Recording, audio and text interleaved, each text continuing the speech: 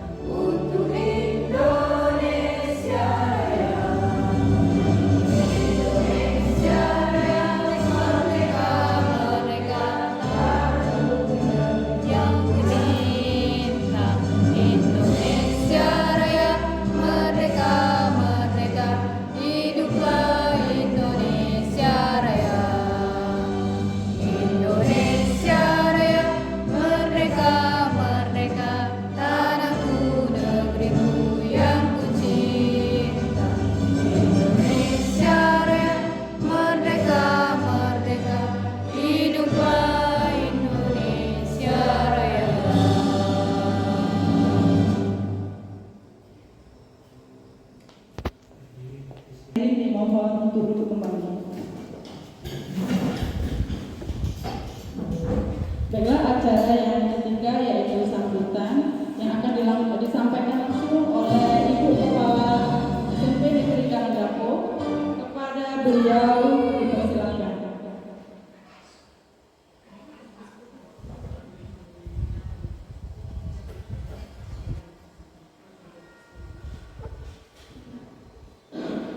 Bismillahirrahmanirrahim. Assalamualaikum warahmatullahi wabarakatuh. Puji syukur kehadiran Allah Subhanahu wa Ta'ala yang mana pada pagi hari ini kita masih diberi kesehatan sehingga kita bisa beraktivitas seperti sedia kala. Yang terhormat Bapak Ibu Guru SMP Negeri Karangdapo yang sama-sama kita banggakan adalah guru yang pada hari ini akan melaksanakan aksi nyata. Di sini guru CGP angkatan 9. Jadi Bapak Ibu guru di sekolah kita, pertama kita sudah ada CGP angkatan 8, sekarang CGP angkatan 9 dan akan berjalan CGP angkatan 10. Jadi ini adalah suatu kebanggaan ya bagi sekolah kita, karena di setiap angkatan alhamdulillah sekolah kita dikatakan mencatat rekor ya Bapak Ibu ya. Dari dinas sendiri sudah menghubungi saya, terima kasih Bu untuk sudah menggerakkan guru ikut di guru bergerak. Jadi sebelum guru itu lulus, di saat guru itu sudah mendaftar, itu saja sudah kami bagi, maksudnya lah termasuk sudah cuman loh ya, walaupun tidak lulus kalau lah daftar masuk dinas itu sudah suatu bisa dikatakan suatu kebanggaan. Buktinya pola pikirnya sudah sudah beda, walaupun belum lulus daftar tunggu sudah termasuk misalnya pola pikirnya sudah beda. Itu kata Ibu Mas Naini ngubungin saya mengucapkan terima kasih. Jadi untuk kita SMP Negeri Karangdapo termasuk bicara ekor Bapak Ibu banyak yang lulus jadi CGP, dan untuk kedepannya harapannya yang lalu lulus yang akan berjalan nggak ada hambatan, selesai dengan sukses. Itu harapan kita di sekolah. Sudah itu ada harapan lagi ya, dan minta tolong. Nah sama yang guru lah berjalan ini, gerakanlah yang belum berjalan. Ya Bapak Ibu gerakan yang belum berjalan dan yang belum mendaftar. Itu supaya kita di sini kalau misalnya yang belum daftar, yang lah berjalan sukses sampai selesai. Ya mungkin itu saja yang dapat saya sampaikan pada kesempatan hari ini. Lebih kurang saya mohon maaf. Saya tutup. Wassalamualaikum warahmatullahi wabarakatuh. Baik, terima kasih Ibu atas sambutannya. Jadi Ibu-ibu, ya harapan kepala sekolah tadi harus bisa memotivasi, menggerakkan guru-guru lain agar ikut kegiatan guru penggerak. Baik, acara selanjutnya yaitu doa yang akan diholifai oleh Bapak Cahyadi. Kepada beliau dipersilakan. Assalamualaikum warahmatullahi wabarakatuh. A'udzubillahi minasyaitonir rajim. Bismillahirrahmanirrahim. Alhamdulillahirabbil alamin. Hamdan syakirin hamdan na'im. Hamdan ya'lamu ma huwa yukafi mazida. Ya Rabbana lakal hamdu kama yanbaghi li jalali sultanik. Allahumma shalli ala sayyidina Muhammad wa ala sayyidina Muhammad. Allahumma ighfir lana dzunubana wa liwalidina warhamhuma kama rabbayana shighara. Allahumma inna nas'aluka salamatan fid din wa afiyatan fil jazaa wa ziyadatan fil ilmi wa barakatan fil rizqi wa tawbatan qabla al-maut wa rahmatan indal maut wa tuqan ba'dal maut. Allahumma hawwin 'alaina fi sakratil maut wa najatan minan nar wa rahmatan minal hisab. Rabbana zalamna anfusana wa in lam taghfir lana wa tarhamna lanakunanna minal khasirin. Rabbana hab lana min azwajina wa dhurriyyatina qurrata a'yun waj'alna lil muttaqina imama. Rabbana atina fid dunya hasanah wa fil akhirati hasanah wa qina azabannar. Subhanaka rabbil izzati amma yasifun. Wassalamu alal mursalin walhamdulillahi rabbil alamin. Assalamualaikum warahmatullahi wabarakatuh.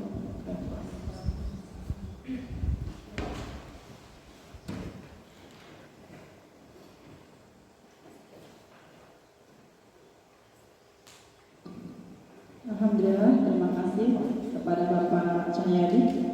Semoga dengan berdoa tadi acara kita bisa berlangsung dengan sukses dan bisa memahami tentang budaya positif.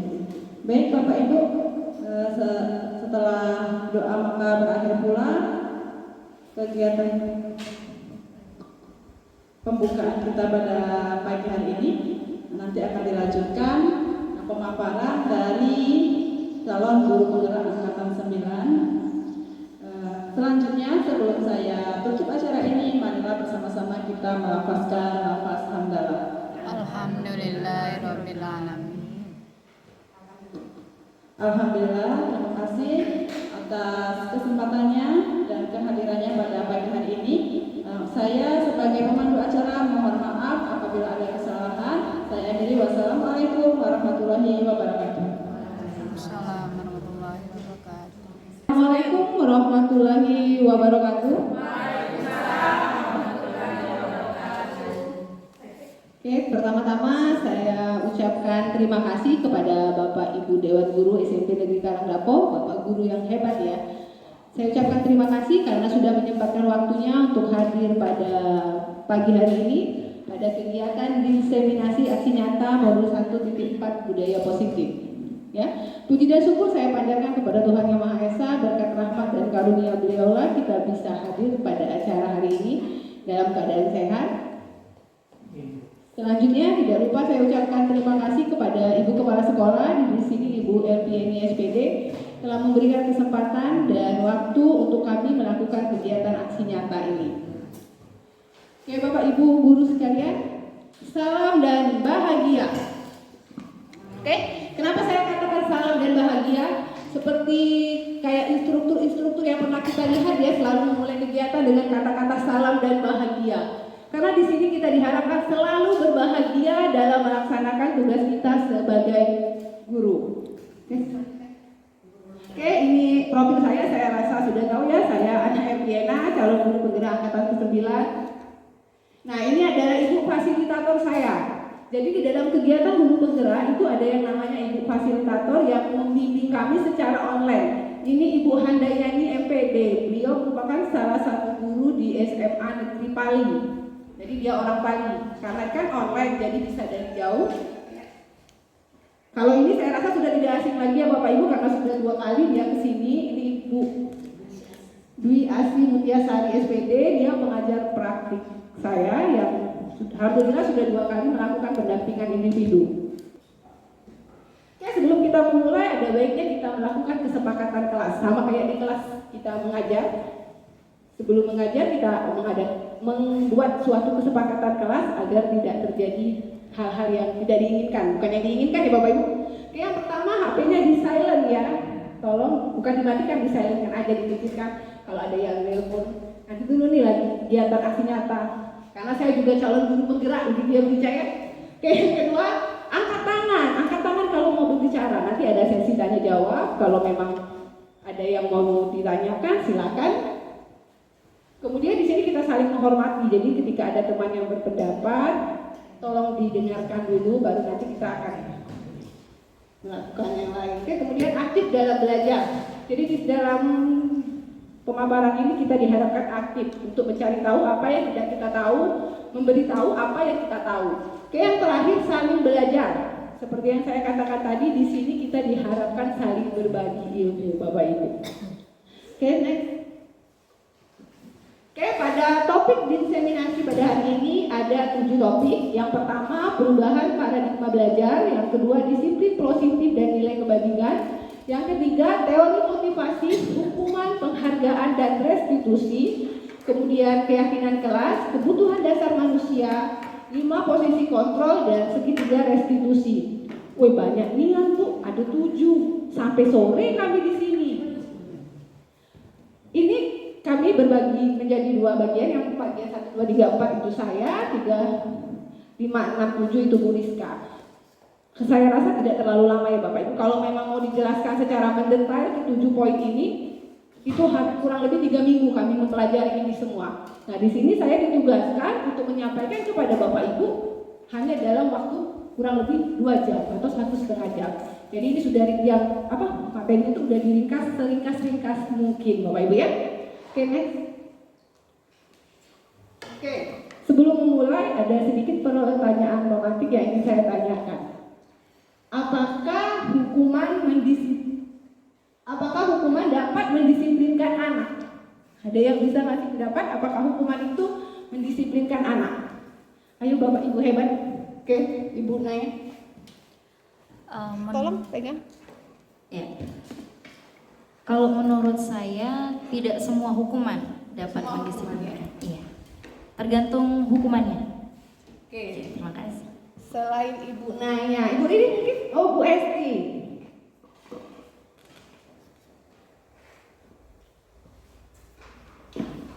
Terima kasih Bu Ana atas waktunya.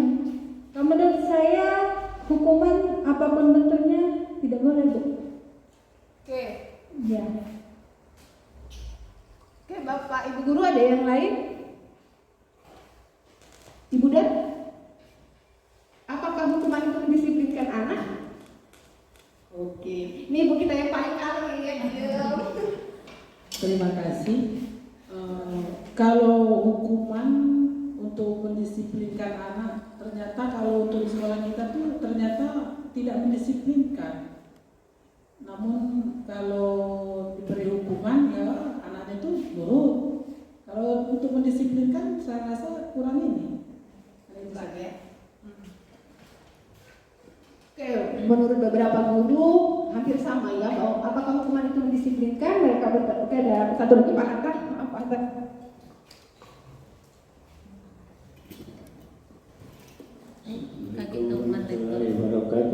Waalaikumsalam warahmatullahi wabarakatuh. Apa hubungan kita untuk mendisiplinkan anak? Sebenarnya kita ini adalah sama seperti pemerintah. Kita sebagai guru adalah pemerintah.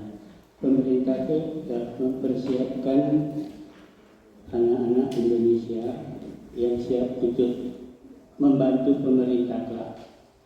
Jadi hubungannya adalah sangat berkaitan dengan anak. Karena kita memanfaatkan anak itu nanti, mungkin 5 tahun, 10 tahun yang akan datang. Kita manfaatkan dia nanti untuk membantu pemerintah. Bagi kita guru, ada yang pensiun nanti dia menggantikan kita di sini yang lebih baik lagi. Sekian, terima kasih. Terima kasih Pak Hatta. Oke, menurut Pak Hatta kita harus mendisiplinkan anak karena anak adalah yang akan menggantikan kita di kemudian hari. Tadi juga ada beberapa guru yang mengatakan disiplin itu tidak menghukum anak, itu tidak menciptakan anak-anak yang disiplin. Oke, selanjutnya pemberian hukuman. Oke, karena tadi hukuman itu tidak mendisiplinkan. Kalau kata Bunaya ada yang mendisiplinkan, ada yang tidak. Nah, sekarang saya tanyakan lagi, bagaimana kalau hukuman itu bentuknya yang positif-positif? Misal, ada siswa telat disuruh baca. Misal, ada siswa telat disuruh pokoknya melakukan hal-hal yang positif, tidak disuruh lari, tidak disuruh push up. Nah, apakah itu bagus? Bu Ica, boleh?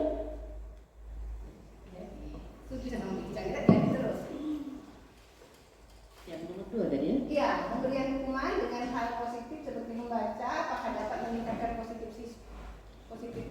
budaya positif siswa? Mungkin bisa juga untuk kita terapkan.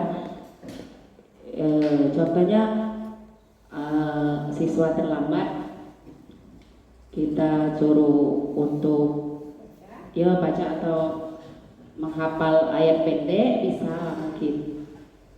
Bisa ya? Iya. Kebetulan ya, karena Bu Ica ini kepala perpus, jadi dia setuju dengan kalau dihukum membaca, minimal perpustakaannya jadi penuh. Terima kasih Bu Ana. Pemberian hukuman dengan hal positif seperti membaca, apakah dapat meningkatkan positif anak? Menurut saya itu bisa, karena hukuman itu adalah dalam rangka pembinaan dan perbaikan tingkah laku agar anak-anak tidak mengulangi kesalahan itu lagi. Terima kasih.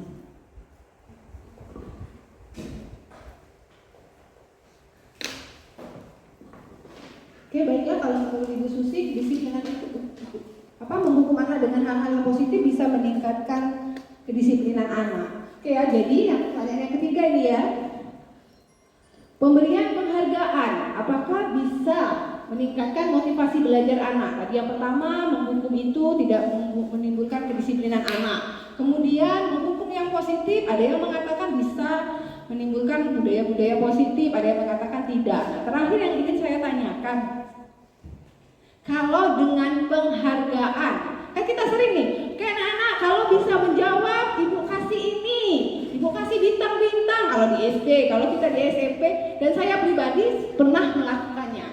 Kayak anak-anak kita main ini ya, kita belajar ini, kalau anak-anak paham, ibu kasihlah hadiah. Kadang berupa pena, kadang berupa pensil. Nah, menurut Bapak Ibu, apakah itu dapat meningkatkan motivasi belajar anak? Oke Bu Naya. Ya, menurut saya pemberian penghargaan kepada siswa itu dengan tujuan memberikan motivasi itu kurang tepat, karena jatuhnya jadi seperti anak-anak itu mau hanya karena diberi hadiah saja, bukan motivasi yang keluar dari diri siswa itu masing-masing, kayak gitu. Kalau menurut saya tidak tepat pemberian penghargaan. Terima kasih. Oke, satu lagi. Bu ini ya, Bu Septi belum ngomong. Nanti Pak Hatta sama Bu Esti ya, karena Bu Septi dari tadi udah 3 kali angkat tangan.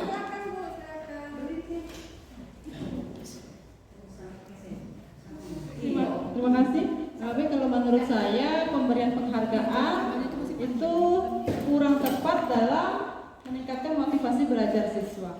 Karena kalau dengan memberikan penghargaan itu mungkin dalam jangka pendek bisa dia termotivasi, tapi untuk dalam jangka panjang itu tidak akan bagus hasilnya, karena dia belajar itu hanya ingin mendapatkan hadiah, mendapatkan penghargaan seperti itu.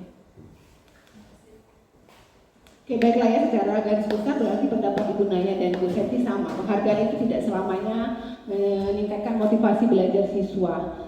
Oke, baiklah. Dari 3 pertanyaan ini ya, nanti kita akan temukan jawabannya dari beberapa subbab yang akan kita bahas. Oke, lanjut. Nanti kita akan tahu apakah penghargaan itu bagus, apakah memberikan hukuman positif itu bagus bagi anak, akan kita bahas di sini. Oke, sebelumnya ada sedikit permainan game ya, tertulis di situ ada game bermain gepalan tangan, bukan bertinju Bapak Ibu ya, nanti Abu Ana nih ngajak main gepalan tangan, ngajak bertinju. Oke, ada yang bersedia untuk ke depan 2 orang?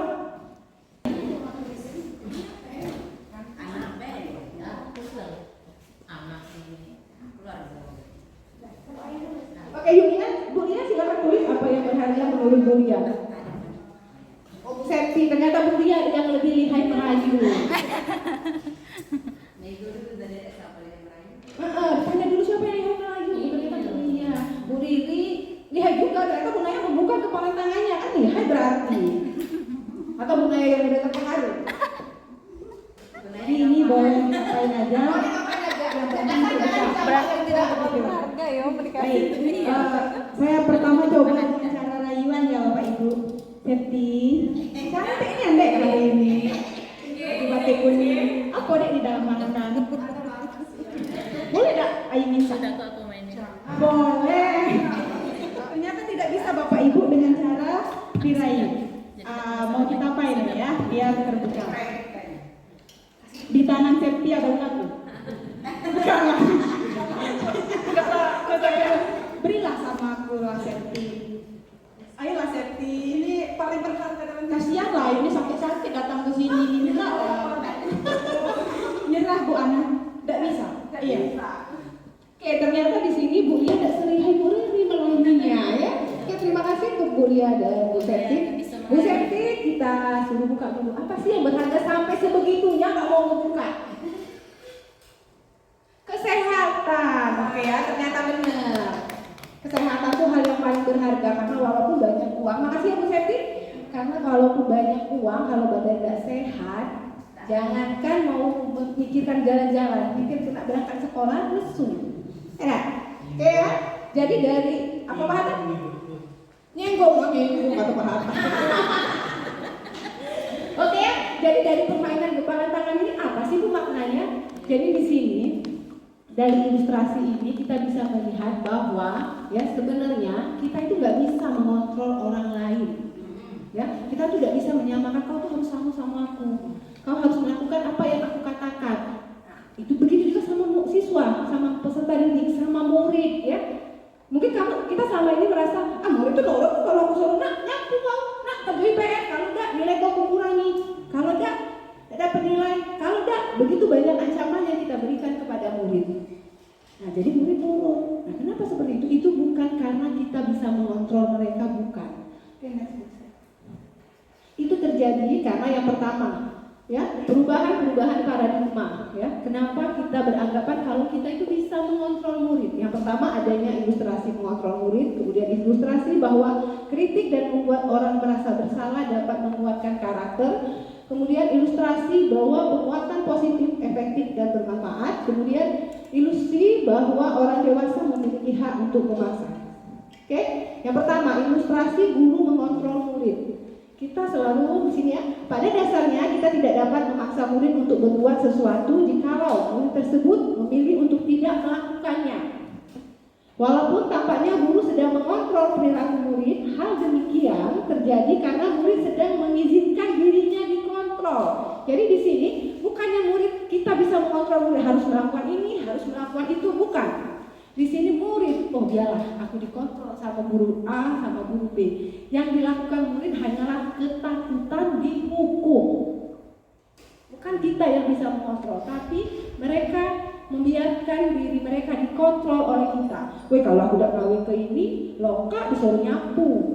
Bagi siswa yang nggak bisa baca tadi, oh ya aku disuruh baca. Ya tadi aku nyapu, kamu disuruh nyapu. Ya, jadi di sini anak-anak melakukan sesuatu hal karena mereka mengizinkan diri mereka untuk dikontrol. Selanjutnya ilusi bahwa kritik dan membuat orang merasa bersalah dapat menguatkan karakter.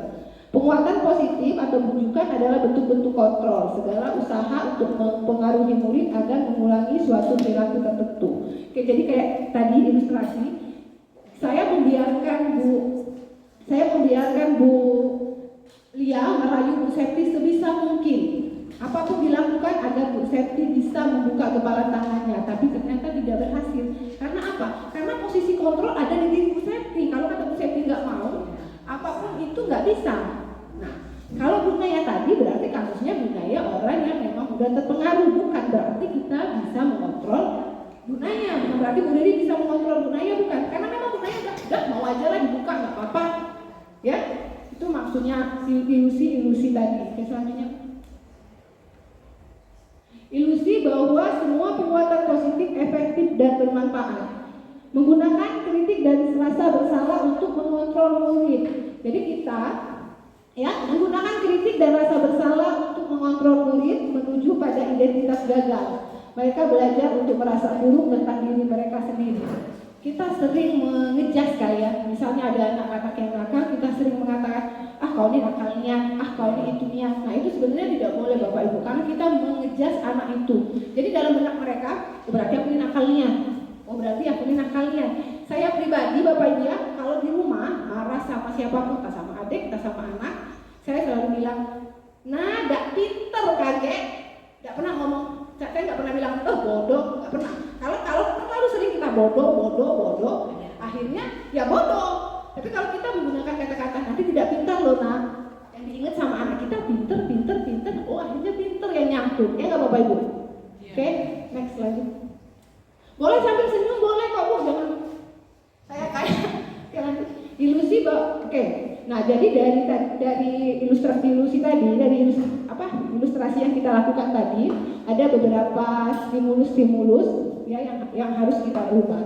Yang pertama, stimulus respon tentang dunia, kemudian teori stimulus respon, kemudian teori kontrol. Jadi kita biasanya beranggapan ya, nggak kelihatan deh ya. Oke, di sini saya gambarkan saja ya. Jadi di sini kalau stimulus respon kita itu menggambarkan kalau kita semua itu sama. Padahal pada intinya kita manusia itu mempunyai keinginan dan kehendak kita masing-masing, mempunyai pola pikir kita masing-masing. Kemudian perilaku buruk dilihat sebagai suatu. Oke, kalau di stimulus respon, perilaku buruk itu kita dilihat sebagai suatu kesalahan. Misal, anak minggat, kita langsung ngejudge, itu salah nak. Kita tidak lagi melakukan hal-hal yang misal anak tuh ada kasus ya Bapak Ibu, anak-anak minggat. Yang kita lihat anak tuh nakal, minggat terus, ya kan? Mestinya yang kita lihat, kita panggil anak itu, kita tanya, nak tujuan kau minggat apa? Iya kan? Anak itu melakukan suatu kesalahan pasti punya tujuan dan punya alasan. Nggak tahu kalau anaknya memang sudah menjadi suatu kebiasaan ya Bapak Ibu ya. Tapi di sini kita lihat kalau anak-anak itu melakukan suatu hal itu pasti ada tujuannya. Oke, itu tadi. Kemudian ada lagi pertanyaan pematik yang kedua. Menurut Bapak Ibu guru, apakah makna disiplin? Oke Bu Ria. Dan apakah pernah diterapkan oleh Ibu Ria? Kalau dengar kata disiplin Bu, saya kepikiran tepat waktu gitu. Oke, menurut Bu Ria disiplin itu tepat waktu. Bu Esti, apa itu disiplin? Kalau saya dengar istilah disiplin itu kepatuhan. Iya, patuh, nurut. Oke, kata Bu Septi, disiplin itu patuh, nurut. Ada lagi yang lain? Oke, Pak Hatta. Apa Pak Hatta? Ketaatan. Kalau kata Pak Hatta, disiplin itu berarti banyak ya. Apa arti kata disiplin? Oke? Tanggung jawab. Oke, tanggung jawab belajar. Oke, jadi banyak ya definisi disiplin menurut Bapak Ibu. Tapi belum ada yang jawab. Pernahkah Bapak Ibu menerapkan di kelasnya? Oke ya, kalau pengalaman saya mengajar di SMP Negeri Karangdapo, khususnya hari Selasa, yang paling sering saya lihat disiplin di sini. Apa karena beliau senior saya bilang, tapi pokoknya kalau sudah hari Kamis saya mesti datang cepet nih, walaupun 1 jam setelah beliau, udah niat. Ini salah satu guru yang benar-benar menerapkan disiplin menurut saya ya Bu ya. Kalau boleh saya tanyakan ya Bu, kalau saya boleh tanyakan, Ibu tuh kan datangnya tepat terus Ibu, bilangnya itu nggak pernah telat untuk hari Kamis ya yang saya lihat, karena 1 jam sebelum saya itu udah niat. Ibu melakukan disiplin itu karena apa? Datang pagi itu karena apa? Gak apa-apa ya Bu? Ya karena tugasnya, waktunya dituntut oleh waktu kan. Jadi kalau misalnya time jam 8 masuk ya saya masuk jam 8. Time 9 keluar saya keluar jam 9. Jadi saya tuh tepat waktu orangnya. Saya tidak banyak berkelit. Kalau misalnya A ya A, kalau B B. Terima kasih Bu Dahlia, mungkin bisa kita contoh Bu Dahlia itu orangnya tepat waktu.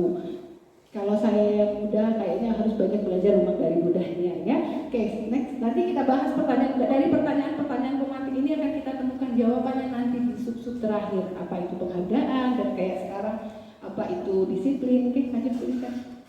Oke, apakah makna disiplin? Kalau secara tertulis ya, disiplin berasal dari bahasa Latin disiplina yang berarti belajar. Nah, sama kayak Bu Septi ya, berarti disiplin itu belajar.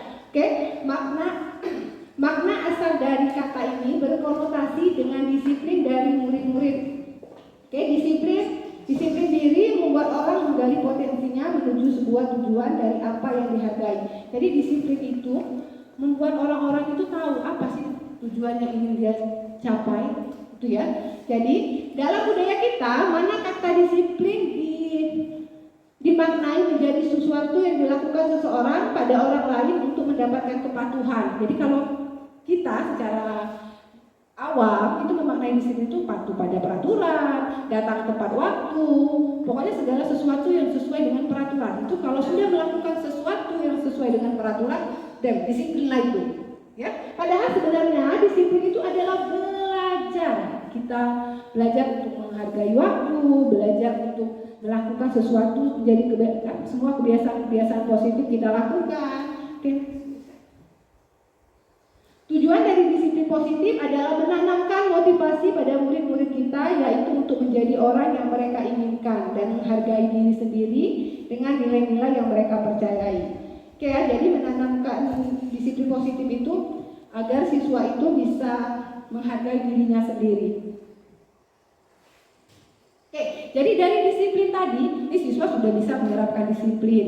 Ya, disiplin adalah kemampuan memerintah diri sendiri dalam mengontrol dan menguasai diri, untuk memilih tindakan yang mengacu pada nilai-nilai yang kita hargai dan penuh tanggung jawab tanpa diperintah orang lain. Nah, jadi kalau kita sudah disiplin, kita bisa melakukan segala sesuatu tanpa diperintah orang lain. Wah, aku mau bangun pagi, aku harus pergi sekolah. Nah, kalau anak-anak sudah disiplin, hal-hal seperti itu bisa mereka lakukan tanpa kita perintah. Oh, ini jam pergantian, nggak boleh keluar, harus tetap di kelas, menunggu jam istirahat. Nah, dari semua kegiatan-kegiatan disiplin itu akhirnya menimbulkan nilai-nilai kebajikan. Apa itu nilai-nilai kebajikan? Nilai-nilai yang baik, nilai-nilai yang bersifat positif ya. Sifat manusia merupakan tujuan yang mulia. Jadi dari sikap disiplin itu menimbulkan nilai-nilai kebajikan. Kalau kita sudah bicara tentang nilai-nilai kebajikan, kita akan, ini khususnya untuk guru kelas 7 ya, yang sudah menerapkan kurikulum merdeka ya. Tujuan dari nilai-nilai kebajikan itu adalah menciptakan siswa sesuai dengan profil Pancasila. Oke? 5 profil Pancasila. Jadi inti dari kita menerapkan disiplin yang akhirnya menimbulkan nilai-nilai kebajikan, nilai-nilai kebaikan itu agar peserta didik kita bisa menjadi peserta didik yang memiliki profil Pancasila. Karena setiap pagi kita pasti nyanyi lagu itu di kelas kan Bapak Ibu. Nah, jadi itu tujuan kita mendisiplinkan anak itu. Oke, lanjut. Oke, ada lagi pertanyaan. Bu Amani nanya terus, biar nyambung. Ada Bu Bapak Ibu, kalau saya terus yang ngomong di depan, pasti ngapoi sih Bu Anani, jadi kita gantian ya. Oke, pertanyaan pematik selanjutnya. Sebagai seorang guru saat hadir mengajar di kelas tempat waktu, nah ini sama kayak yang Bu Dania, saya tanyakan sama Bu Dania tadi. Sebagai seorang guru saat hadir mengajar di kelas tepat waktu, motivasi apa yang Bapak Ibu punyai? Ya, apakah Bapak Ibu ingin mendapat pujian dari kepala sekolah? Apakah Bapak Ibu ingin mendapatkan penghargaan? Apakah Bapak Ibu ingin disayangi anak-anak? Oke, saya rasa yang satu lagi yang disiplin ini Bu Esti kayaknya ya. Oke, silakan Bu Esti. Ya, terima kasih Bu Ana. Jadi kalau saya itu Ibu datang setiap hari tepat waktu itu bukan takut dengan kepala sekolah, bukan mau dipuji oleh rekan sejawat, bukan. Tetapi saya memang mempercayai nilai-nilai yang sudah saya anggap baik. Misalnya datang disiplin. Saya menganggap bahwa memang saya sadar dengan sendirinya memang itu aturan harus saya ikuti. Bukan karena dari ini ya, motivasi dari luar, dari pujian, atau takut dimarah, takut dihukum, bukan. Tapi saya memang sadar dengan sendirinya memang itu tugas tanggung jawab saya. Dan saya percaya bahwa hal-hal seperti itu baik untuk saya dan orang lain. Itu Bu. Oke, terima kasih Bu Esti. Berikan aplaus dulu untuk Bu Esti. Oke, Pak Hatta yang tadi sudah katanya. Apa yang dikatakan oleh Ibu Esti tadi saya sangat setuju, tapi boleh saya tambah. Kita datang ke sekolah, ke dalam kelas tepat waktu, yang paling tidak memberi contoh sebagai panutan kita kepada anak-anak berikutnya. Yang kedua itu bagi saya sendiri adalah untuk mencapai ridho dari Allah Subhanahu wa Ta'ala. Terima kasih. Oke, terima kasih Pak Hatta. Kalau kata Bu Esti tadi memang sudah menjadi kewajiban kita untuk datang tepat waktu. Kalau kata Pak Hatta, kita memang harus melakukan itu untuk mendapatkan ridho dari Allah. Oke, kalau sudah bicara tentang Allah, memang tugas kita sebagai guru ya Bapak Ibu itu tanggung jawab yang paling besar, karena janji kita bukan ke siswa tapi ke Sang Pencipta untuk melakukan tugas mengemban amanah dengan sebaik mungkin ya. Oke, nanti kita bahas lagi ke next mungkin. Oke, motivasi perilaku manusia. Jadi setiap manusia itu melakukan sesuatu hal pasti ada motivasinya. Pasti ada yang mereka tuju. Kayak tadi Bu Esti begini pagi nggak pernah telat karena apa? Karena memang sudah menjadi tanggung jawab. Kalau Pak Hatta karena memang sudah tanggung jawab kepada Sang Pencipta. Bu Esti juga bilang karena itu memang nilai-nilai disiplin yang harus kita kerjakan. Jadi ya, motivasi perilaku manusia itu banyak. Ya, tujuan manusia melakukan suatu hal itu banyak. Oke, motivasi itu dibagi menjadi dua, motivasi eksternal, motivasi internal. Jadi ada motivasi dari luar, ada motivasi dari dalam. Jadi ketika kita melakukan suatu hal, apa sih yang mendorong dari luar, apa sih yang mendorong dari dalam? Oke, motivasi eksternal untuk menghindari ketidaknyamanan. Ya, motivasi eksternal itu dibagi menjadi dua. Yang pertama untuk menghindari ketidaknyamanan, menghindari hukuman. Ya, apa yang akan terjadi apabila saya tidak melakukan ini? Oh, aku ini harus pergi pagi. Ya, kalau tidak pergi pagi, aku ditegur sama kepala sekolah. Kalau untuk orang-orang di dari jauh, dari kayak kami yang dari Lubulingga, kalau tidak bangun pagi sampai sekolah nanti kena tegur kepala sekolah. Berarti motivasi kita melakukan itu karena kita takut ditegur, bakal dapat hukuman, bakal dapat SP. Nah, itu motivasi yang pertama. Kemudian motivasi eksternal yang kedua, motivasi dari luar yang kedua, itu mendapatkan penghargaan. Jadi ketika kita melakukan suatu hal disiplin, yang pertama kita menghindari hukuman, yang kedua kita pengen dapat hadiah, penghargaan kan, hadiah. Kalau aku datang pagi terus, kalau aku masuk kelas tepat waktu terus, kalau aku bisa mengerjakan RPP selengkap-lengkapnya bahan ajar, nanti jadi guru terfavorit misal ya. Oh, jadi tujuannya tuh datang pagi melengkapi administrasi pembelajaran biar jadi guru terfavorit. Nah, itu termasuk motivasi eksternal, motivasi dari luar. Kemudian ada yang namanya motivasi internal. Kalau tadi motivasi dari luar, sekarang motivasi dari dalam, motivasi internal. Apa itu motivasi internal? tujuan disiplin positif. Jadi di sini untuk menghargai diri sendiri, saya akan menjadi orang yang seperti apa bila melakukannya. Jadi ketika kita melakukan hal-hal yang baik, kita tidak memikirkan akan dapat apa. Kita tidak memikirkan kalau aku sudah melakukannya aku bakal dihukum. Enggak, kita tidak mikirin itu lagi. Ketika kita melakukan suatu kebaikan, memang ini harus dilakukan. Seperti kayak Bu Lesti dan Pak Hatta katakan tadi. Mau melakukan hadir tepat waktu itu bukan karena saya pengen dapat penghargaan, bukan karena saya pengen menghindari hukuman dari kepala sekolah, bukan karena memang saya harus melakukan itu karena itu memang kewajiban saya. Ya, oke, next. Jadi paham ya kenapa saya tanyakan yang tadi?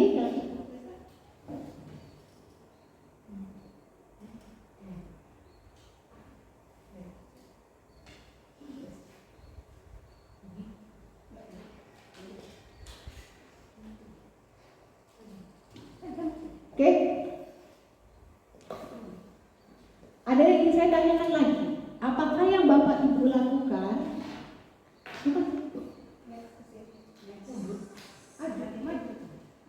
Apakah yang Bapak Ibu guru hebat lakukan jika ada murid yang melanggar aturan? Ya, di sini saya bertanya bagaimana hal apa yang Bapak Ibu lakukan jika ada murid yang melanggar aturan? Apakah menghukum? Apakah memberi konsekuensi? Apakah melakukan restitusi? Apa Bu restitusi itu sama Bu? Ketika pertama kali saya mengikuti guru penggerak, saya juga bingung apa restitusi. Ya, nanti kita bahas. Oke, sekarang saya tanyakan dulu Ibu Kartika, ya yang dari tadi kalem. Apa Bu yang dilakukan ketika siswa melakukan pelanggaran? Kalau siswa melakukan pelanggaran, pastinya saya memberi teguran. Teguran ya.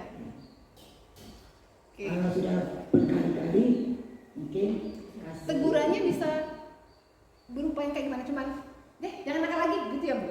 Atau gimana? Atau jangan nakal, kalau nakal lari, jangan nakal. Misalnya terlambat, ya saya kan kasih tahu ibu saja datangnya, kita kan masih misal kalau sekarang jam 8. Seharusnya kita di sini kan bel yang mengatur kita. Seharusnya kalau bel kamu sudah masuk duluan. Jangan ibu terus yang duluan masuk. Oke, alhamdulillah ya ternyata Tika tidak melakukan hukuman ataupun konsekuensi. Dia melakukan teguran. Oke, maaf Bapak Ibu, itu bukan teguran tapi konsekuensi ya, hukuman, konsekuensi dan restitusi. Oke, yang dilakukan Bu Tika tadi adalah melakukan teguran. Dia memperingatkan anak kalau dia sudah memberikan contoh yang bagus. Ibu tidak telat, kenapa anak-anak harus telat ya? Karena pada logikanya anak-anak tidak ada yang dikerjakan pada pagi hari ya. Oke, next. Oke, perbedaan hukuman dan konsekuensi. Ternyata hukuman dan konsekuensi itu berbeda Bapak Ibu. Kalau hukuman itu berasal dari satu arah, dari kita dewe. Begitu anak-anak pagi-pagi nih ke sekolah, sudah telat kan? Hai telat, sini, lari dulu. Kita tidak lagi nanya, kenapa telat? Tidak lagi, entah dia mencabar, entah dia apa, kita tidak peduli lagi. Pokoknya kalau dari jauh sudah lihat jam 8 siswa baru datang, sedangkan masuk jam 7.30. Yang ada di benak kita, kepala kita mendidih, nah sini, lari dulu. Ya, itu yang namanya hukuman. Kita tidak berkomunikasi lagi, itu satu arah. Kalau konsekuensi itu dua arah. Sebelumnya kita sudah mengadakan kesepakatan. Nah, kalau mau telat, anak-anak di kelas ya, karena di kelas itu dibiasakan untuk membuat kesepakatan kelas. Anak-anak kalau telat pelajaran ibu, kalau 5 menit ini yang kamu lakukan, kalau 2 menit ini yang kamu lakukan, itu yang namanya konsekuensi dua arah. Kemudian sesuatu yang menyakitkan harus terjadi. Jadi kalau hukuman itu kita menyakiti siswa itu harus nggak ada apa toleransinya lagi, langsung lari. Nggak udah lari.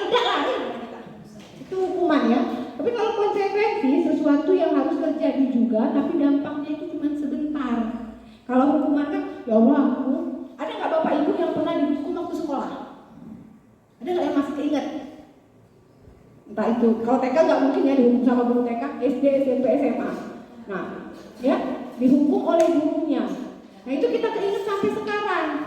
Tapi kalau konsekuensi, memang kita menyakiti juga. Misal konsekuensinya kalau anak telat, kesepakatannya harus lari lapangan 2 keliling. Misal ya, itu kesepakatan kita. Nah dampaknya tidak terlalu lama, karena memang sudah menjadi suatu perjanjian di kelas. Oh sudah konsekuensinya anak kamu melakukan itu, karena sudah sesuai dengan perjanjian. Oke ya, membenci kedisiplinan. Jadi kalau dihukum, anak-anak itu jadi terpaksa membenci kedisiplinan, dia benci. Jam sekolah ini nggak boleh telat, nggak boleh ini, cobalah. Jadi ringan sama pusing dia lihat kedisiplinan. Dia pengen kayak ada salah satu siswa saya, bukan di sini bapak dia pernah saya aja, bu apa ya sekolahnya suruh potong rambut, apa bu hubungan potong rambut sama belajar, apa kami ini nulis pakai rambut? Iya pernah bapak ibu, bu kenapa sih sepatu harus hitam? Apa sepatu ini ngaruh kami ini pintar atau tidak? Pink orange di Jakarta tuh bu, sekolah sepatunya bebas, rambut bebas.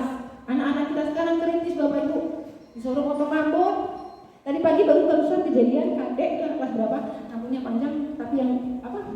Nah, saya tanya dek, kalau 1 minggu kerjaannya apa dek di rumah? Guling-guling bu, enggak, ibu enggak percaya kamu 1 minggu pasti banyak job. Karena 1 minggu saya tanyakan, apakah di daerah kamu banyak anak-anak? Banyak bu, banyak anak TK sama anak SD. Pas 1 minggu dia pasti banyak job bapak ibu. Kenapa? Pergi ke acara ulang tahun tugasnya mencari balon sama rambut dia tadi. Itu kadek itu kan. Jadi besok ibu minta tolong kalau memang tidak mau lagi dipanggil sama orang-orang di sekitar kampung kamu buat mencari balon, potong. Ya karena anak-anak sekarang tidak bisa, nggak gunting, saya potong, tidak bisa itu. Ya, dia sudah lebih kritis dari kita. Oke, selanjutnya anak merasa tidak dihargai dan dipermalukan. Kalau kita melakukan hukuman, biasanya kan refleks hukuman itu. Nah, anak-anak akan merasa ada malu aku sekolah besok. Kenapa? Mana aku nanti hukum? Malu aku. Enak kalau malunya cuma besok. Kalau kita ketemu anak yang malunya sampai lama. Ada kan anak-anak yang hari ini kita hukum, ternyata hukuman itu benar-benar kena di hati dia. Sampai seminggu nggak mau sekolah, 2 minggu nggak mau sekolah. Kenapa? Aku baru dari hukum bu kemarin sama ibu anak, nggak lagi aku sekolah. Dan itu terjadi lama, itu dampaknya juga tidak bagus untuk hukuman. Kemudian kalau konsekuensi, anak-anak merasa dihargai, dia tetap dipermalukan juga, tapi dia merasa dihargai karena yang dia lakukan sesuai dengan konsekuensi tadi, tidak lagi malu berkepanjangan malunya itu. Ya, karena sudah ada konsekuensi yang harus mereka sepakati. Oke, selanjutnya next please Kak. Oke, di sini ada kegiatan ya, contoh kegiatan temanku. Ibu Vina kurang menguasai pelajaran matematika sehingga pada saat pelajaran tersebut berlangsung dia lebih banyak berdiam diri dan menggambar di buku pelajarannya. IPA ya. IPA kurang menguasai pelajaran. Pada saat guru matematikanya Pak Seno menanyakan pertanyaan, IPA menjadi gugup dan tak sengaja menjatuhkan tasnya dari kursi, serta tiba-tiba menjadi gagap pada saat berupaya menjawab. Seluruh kelas pun tertawa melihat perilaku IPA yang berbicara tergagap dan terkejut tersebut. Pak Seno pada saat itu membiarkan teman-teman IPA menertawakannya. IPA yang tergagap dan malu luar biasa dan malahan minta IPA untuk maju ke depan kelas. Oke, jadi ilustrasinya di sini ada seorang siswa ya yang tidak bisa belajar matematika. Jadi dari kelas ini khusus Pak Iri sama Bu Riri kayaknya matematika. Dia di kelas cuma diem. Guru lagi menjelaskan, Pak Seno lagi menjelaskan, tiba-tiba nanya sama si IPA ini. IPA ini karena merasa tidak paham, tidak ngerti, jadi gogok. Akhirnya menjatuhkan tasnya ke bawah. Kemudian karena melakukan kesalahan tadi, Pak Seno itu tidak mau menerima. Akhirnya teman-teman satu kelasnya menertawakan dia. Ya, jadi pertanyaan di sini, apakah Anda setuju dengan tindakan Pak Seno terhadap IPA? Oke, ada yang bisa menjawab? Apakah setuju dengan tindakan Pak Seno? Boleh dibaca dulu kalau memang mau dibaca. Di sini Pak Seno memberikan hukuman kepada IPA, disuruhnya tegak depan kelas.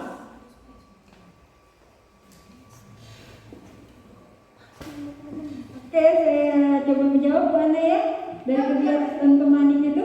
Jadi kalau menurut saya tindakan yang dilakukan Pak Seno terhadap IPA itu tidak dibenarkan karena tanpa kita sadari tindakan yang dilakukan oleh Pak Seno itu masuk ke dalam kategori hukuman. Karena hukuman tersebut tidak hanya hukuman fisik, tetapi hukuman itu juga bisa yang namanya hukuman psikologis. Kalau saya lihat dari tindakan Pak Seno di sini, ini sudah terjadi hukuman psikologis, mempermalukan siswa di depan siswa-siswa yang lain.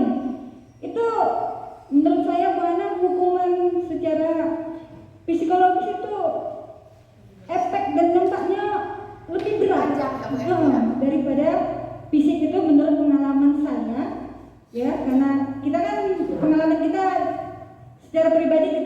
sekolah dulu.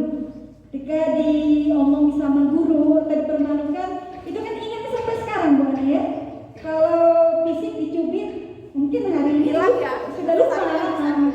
Jadi kalau menurut saya ini tidak setuju, karena di sini hukuman atau konsekuensi itu sebenarnya tidak dibolehkan ya.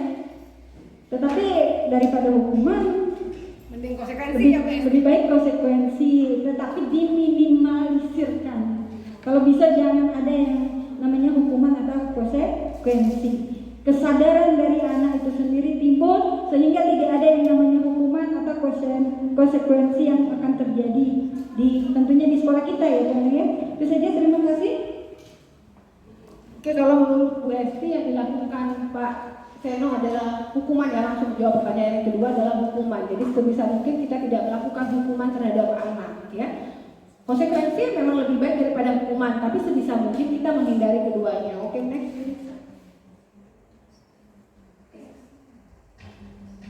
Oke, di sini pengertian restitusi mungkin nanti saya hanya menggambarkan garis besarnya saja. Restitusi itu adalah suatu kegiatan ya, proses menciptakan kondisi bagi murid untuk memperbaiki kesalahannya ya. Jadi hukuman itu tadi sudah saya jelaskan, restitusi itu konsekuensi juga. Nah di sini restitusi berarti kita itu menciptakan suatu hal ya bagi anak untuk memperbaiki kesalahannya. Bagaimana detailnya restitusi nanti akan dijelaskan oleh Bu Rizka ya.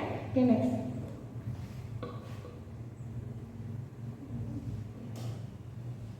Oke, di situ tadi saya ada sedikit pertanyaan pemantik. Pernahkah Bapak Ibu memberikan penghargaan kepada siswa? Tadi sudah dijawab, pernah. Hampir kita semua pernah memberikan penghargaan kepada siswa ya.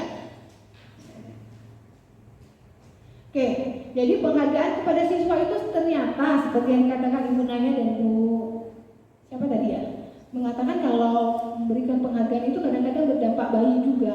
Oke, di sini ternyata memberikan penghargaan ya sama saja dihukum dengan penghargaan. Nah, ini yang saya juga baru dapat di guru penggerak. Gimana sih kok dihukum dengan penghargaan? Dihukum penghargaan yang penghargaan, ternyata tidak. Penghargaan itu bisa pengaruh jangka panjang dan pendek. Kemudian penghargaan itu menciptakan suatu ketidakefektifan. Kemudian penghargaan merusak hubungan. Kemudian lagi penghargaan menurunkan kualitas. Yang terakhir penghargaan mematikan kreativitas. Oke, kan saya jabarkan satu persatu. Penghargaan berpengaruh jangka panjang dan pendek. Penghargaan mereka mendapat penghargaan. Oke ya, di kurikulum 13 memberikan ranking sudah tidak boleh. Ya kan? Seperti yang kita ketahui. Kenapa? Karena dengan memberikan ranking maka anak yang tidak mendapatkan ranking akan menjadi malu. Ini salah satu bentuk penghargaan.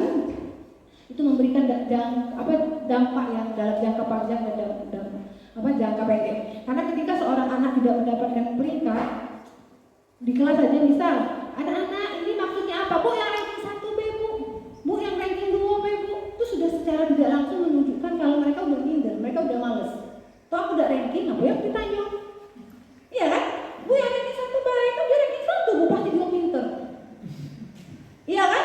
Kita sering kan, anak-anak ini adalah global, coba tunjukkan di mana benua Asia. Tuh nak bu ranking 1 pasti pinter, pasti tahu. Itu sudah salah satu menunjukkan kalau mereka tuh merasa aku udah ranking. Makanya sebisa mungkin peringkat kelas rankingan itu ditiadakan. Oke ya, dampak yang kedua, penghargaan itu tidak efektif. Jika penghargaan diberikan terus-menerus akan mengakibatkan ketergantungan pada anak, sehingga anak tidak akan melakukan jika tidak ada penghargaan. Kayak anak-anak yang hari ini bisa jawab, Ibu kasih hadiah buku. Gua ngangkat tangan galau walaupun udah tahu Ibu ya. Saya Bu. Oke, aku jawaban Bu. Gak tahu. Katanya kamu angkat tangan, biar dapat buku. Iya kan biasa. Nah besok kita datang lagi ke sekolah. Gak pakai penghargaan, kita datang baik. Anak-anak, apa Bu hadiah hari ini? Saya pernah loh di kelas 9C. Saya adakan permainan, saya adakan perlombaan. Hadiahnya kado isinya alat tulis. Besok saya datang ke kelas, saya baru menginjakkan kaki, langsung anak-anak bilang, ada kado lagi dah Bu? Udah ada lagi nak, kemarin baik. Mulu. Ada semangat dia. Nah itu sudah menunjukkan kalau penghargaan itu tidak efektif. Jadi anak-anak itu tapi setidaknya ada keaktifan kan ya Bapak Ibu ya. Tapi kita itu tidak efektif. Anak-anak jadi ketergantungan sama hadiah kita, sama penghargaan kita itu apa aja. Kemudian penghargaan merusak hubungan. Nah, hubungan apa Bu anak? Di sini maksudnya ketika kita memberikan suatu penghargaan kepada anak, misal yang ini mengerjakan dapat nilai 100, dia dapat nilai 100 dikasih bintang 3. Si B mengerjakan dapat nilai 10 dapat bintang 2. Si C nilai 80 dapat bintang 1. Kata yang nilai 70, Bu ngapa tidak kasih bintang dari 4? Baik Bu, bintangnya kenapa harus dari 3? Mestinya yang 104 Bu, jadi aku yang nilai 70 dapat bintang 1. Ini sama yang dapat bintang 1 dapat bintang 4 lagi. Lago lagi, iya kan? Jadi penghargaan itu secara tidak langsung kita memberikan hukuman kepada anak. Kita membiasakan sesuatu hal yang tidak positif kepada anak tanpa kita sadari. Saya juga kaget Bapak Ibu. Saya pikir kalau memberikan penghargaan, pasti anak-anak mau belajar. Ya, oke, next please. Penghargaan menurunkan kualitas. Nah ini yang berbahaya. Ketika kita membiasakan penghargaan kepada anak di usia sekolah, ketika dia bekerja, dia terjun ke dunia nyata, dia tidak mau melakukannya kalau tidak ada penghargaan. Dia sudah terbiasa Bapak Ibu, dia sudah terbiasa. Buat ini kalau dapat ini. Jadi ketika dia kerja di dunia nyata, tolong Bu kerjakan ini. Apa hadiahnya Pak?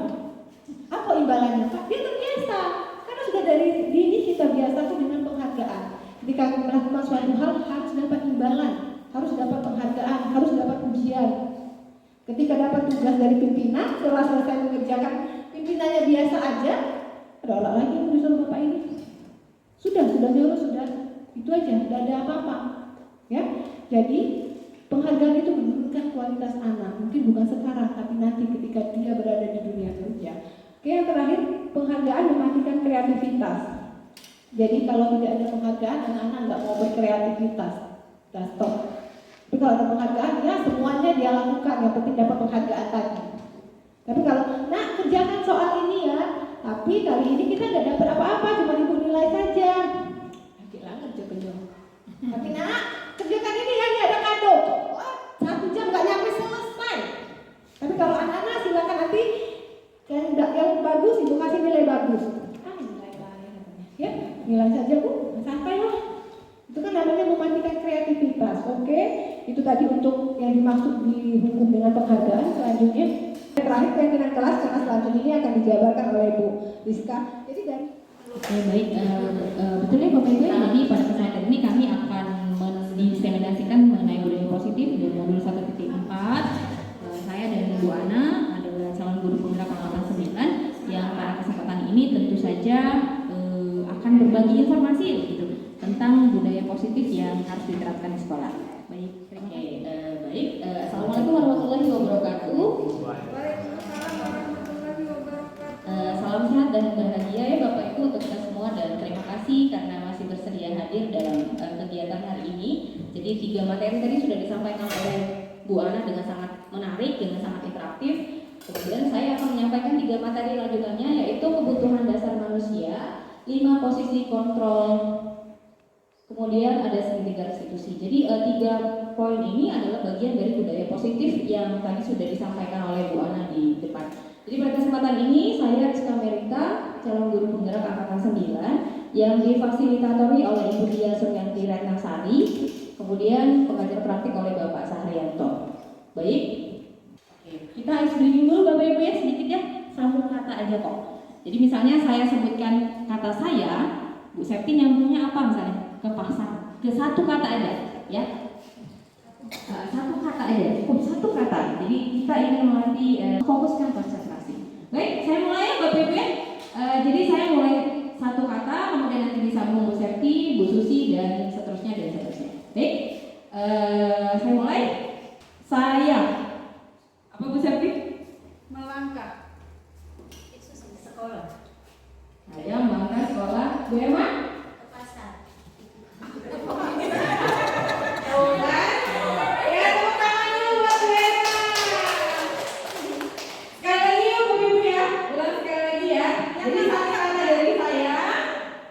Kira-kira kalau ini nyambung nggak? Jadi tadi kan Bu Susi pergi ke sekolah, Bu Emma ke pasar, kan dua arah yang berbeda ya. Saya ulang sekali lagi, harus materinya. Baik, saya Bu Ririn pergi, Bu Daniel ke sekolah.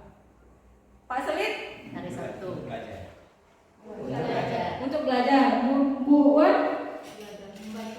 belajar membaca. Kalau bahasa Indonesia kan emang kayak gitu ya. Jadi tujuannya belajar membaca. Oke, tepuk tangan untuk kita semua Bapak Ibu. Oke, terima kasih sudah hadir secara penuh pada kegiatan hari ini. Saya mulai lagi ya. Udah selesai explaining-nya, kemudian kita cerita-cerita dulu nih Bapak Ibu. Jadi ada Ibu Ambar. Ibu Ambar itu wali kelas 2A di SD Pelita Hati. Pengennya di SD Karangdapur, tapi biarin deh Pelita Hati ya kan. Nah, Bu Ambar ini bingung nih, kenapa ada satu murid di kelasnya namanya Doni. Nah, si Doni ini seringkali minta-minta bekal ke temannya. Nah, karena perilaku Doni seperti itu, beberapa teman ngadu sama Bu Ambar. Jadi Bu Ambar, kira-kira apa yang harus dilakukan oleh Bu Ambar menurut Bapak Ibu? Terus kenapa Doni melakukan hal itu? Menurut Bapak Ibu, kenapa ya kira-kira Doni melakukan itu? Kenapa Doni tuh setiap istirahat suka minta-minta makan gitu sama temennya? Kira-kira kenapa ya Bu Ririn? Ibu Ambar tadi. Sebagai wali kelas berarti. Iya. Berarti kalau aku sebagai Ibu Ambar, saya akan memanggil si Doni ya. Ya. Doni dan bertanya mengapa sering meminta bekal dari temannya. Pasti ada penyebabnya ya kan? Ya. Mungkin dia belum makan di rumah atau dia tidak membawa uang jajan. Seperti itu tuliskan. Oke, terima kasih Bu Ririn. Tepuk tangan dulu untuk Bu Ririn. Baik, betul ya. Jadi jika dalam suatu kelas kita ada suatu permasalahan, maka kita sebagai gurunya sebaiknya mencari tahu dulu informasi mengenai itu. Jadi pada cerita yang tadi, sebaiknya Bu Ambar bertujuan untuk menegakkan disiplin positif. Jadi Bu Ambar itu sebaiknya mencari tahu alasan Doni kenapa melakukan hal tersebut, sama kayak Bu Ririn tadi. Tujuannya adalah untuk mengetahui kebutuhan mana dari Doni yang belum dia miliki. Apakah dia belum makan, apakah tidak ada uang jajan, seperti itu ya. Nah, jadi Bapak Ibu, pada dasarnya kita sebagai manusia itu memiliki 5 kebutuhan dasar. Jadi setiap orang itu pasti punya 5 kebutuhan dasar. Yang pertama, kebutuhan untuk bertahan hidup. Jadi kebutuhan bertahan hidup itu meliputi kebutuhan psikologis yang berkaitan dengan makan, tempat tinggal, kemudian kesehatan. Kemudian yang kedua adalah kebutuhan akan kasih sayang dan rasa diterima gitu. Jadi pada kebutuhan ini biasanya kita melibatkan sosial. Jadi kita berhubungan dengan orang lain. Kemudian dalam kelompok tentu saja. Kemudian yang ketiga ada pengakuan untuk atas kemampuan. Jadi jika kita punya murid di kelas, kita puji dia karena dia kompeten, karena dia punya keterampilan, karena dia pengen didengarkan gitu. Jadi setiap orang tuh pasti memiliki rasa ingin didengarkan dan memiliki harga diri. Jadi itu adalah kebutuhan dasar manusia. Yang keempat adalah kebutuhan untuk pilihan. Jadi Bapak Ibu, pada nilai ini biasanya setiap orang tuh pasti memiliki sebuah pilihan. Entah milih A, entah milih B, entah suka warna merah, entah suka warna pink, warna biru, kuning, dan lain sebagainya.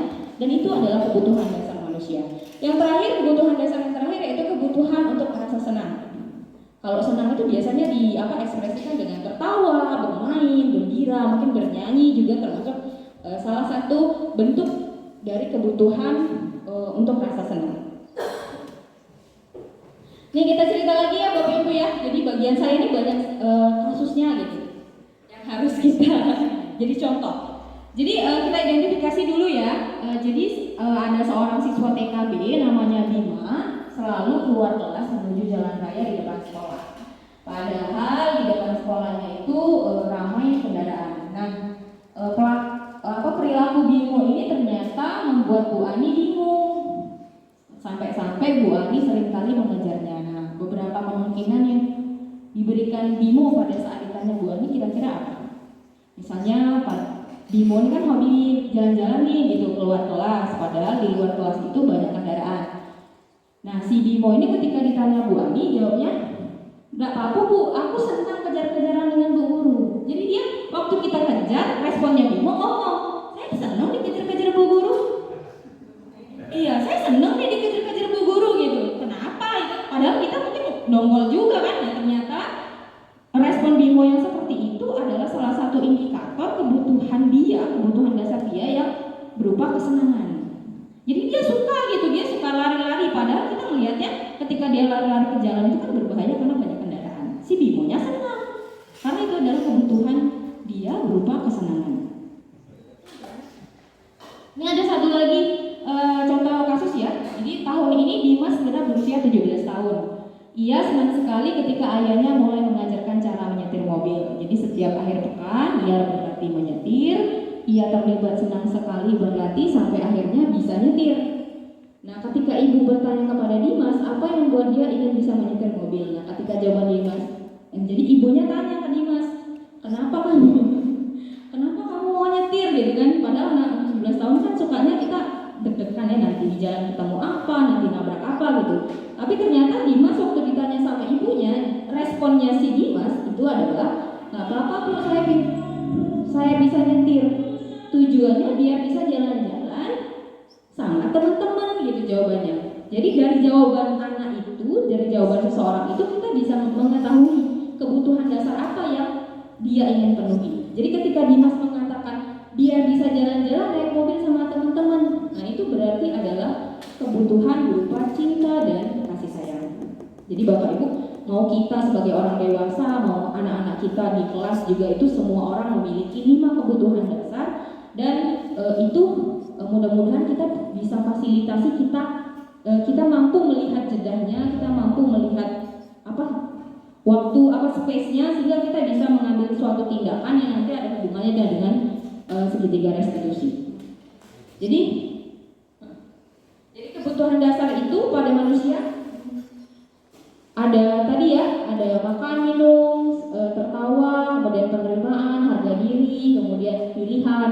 Nah, kebutuhan dasar itu memang harus dipenuhi untuk menciptakan suatu dunia berkualitas. Jadi apa itu dunia berkualitas? Dunia berkualitas itu adalah tempat khusus dalam pikiran seseorang, di mana di dalam pikiran itu terdapat berbagai macam hal-hal yang indah, namanya juga berkualitas ya kan? Jadi ada orang-orang yang kita inginkan di dalamnya, ada hal-hal terbaik yang kita inginkan di dalamnya.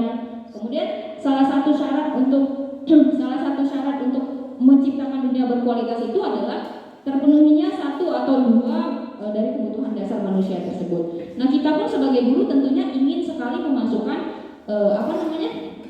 gambaran dunia berkualitas kepada murid-murid kita ya kan. Tentunya sebagai guru ingin memasukkan hal-hal yang bermakna dan nilai-nilai kebajikan yang hakiki ke dalam dunia berkualitas bagi murid kita. Nih Bapak Ibu, untuk bahan refleksi kita, apakah kita sudah memenuhi 5 kebutuhan dasar kita itu? Yang pertama mungkin kita bisa bertanya ya dengan diri kita, siapakah orang-orang yang paling penting dalam hidup kita? Dijawab sendiri aja Bapak Ibu, saya nggak pengen tahu. Jadi untuk mengetahui kebutuhan dasar apa yang belum kita terpenuhi, mungkin ini indikator pertanyaannya. Jadi kita siapakah orang-orang yang penting dalam hidup kita? Dan dapat jawabannya ya, disimpan dulu. Kemudian yang kedua, nilai-nilai kebajikan apa yang penting dalam hidup kita? Misalnya kayak tadi datang tepat waktu, kemudian berbagi, kemudian membantu teman kita. Itu kan juga termasuk dalam nilai-nilai kebajikan yang kita tanamkan dalam diri kita. Kemudian yang ketiga pertanyaannya, kalau kita menjadi orang yang ideal, karakter apa yang selalu kita inginkan ada dalam diri kita? Misalnya saya pengennya selalu jadi orang yang jujur. Misalnya saya pengennya menjadi orang yang suka membantu orang lain. Mungkin itu adalah kebutuhan dasar dia ya untuk bertahan hidup. Kemudian yang keempat, apa pencapaian pada diri kita yang sangat kita banggakan? Jadi Bapak Ibu dalam pendidikan guru penggerak itu kita harus sadar betul nilai kita sebagai manusia, sebagai guru itu seperti apa. Dan tidak apa-apa berekspresi karena selama ekspresi itu adalah untuk kebaikan. Kemudian apa pekerjaan ideal bagi Anda? Misalnya saya nih saat ini bekerja sebagai seorang guru IPA di SMP Negeri Karangdapo. Tapi mungkin itu adalah bukan pekerjaan ideal yang saya inginkan. Misalnya saya pengennya jadi penyiar radio misalnya, atau saya pengennya jadi MC atau jadi penyanyi. Itu kan kadang-kadang ada bagian itu yang timbul dalam diri kita. Kemudian kita bisa menceritakan perjalanan hidup kita di mana kita berada pada titik puncak. Jadi misalnya kita senang waktu teman kita bagi kita hadiah, atau kita senang waktu kita membagi makanan kita dengan teman kita, atau kita senang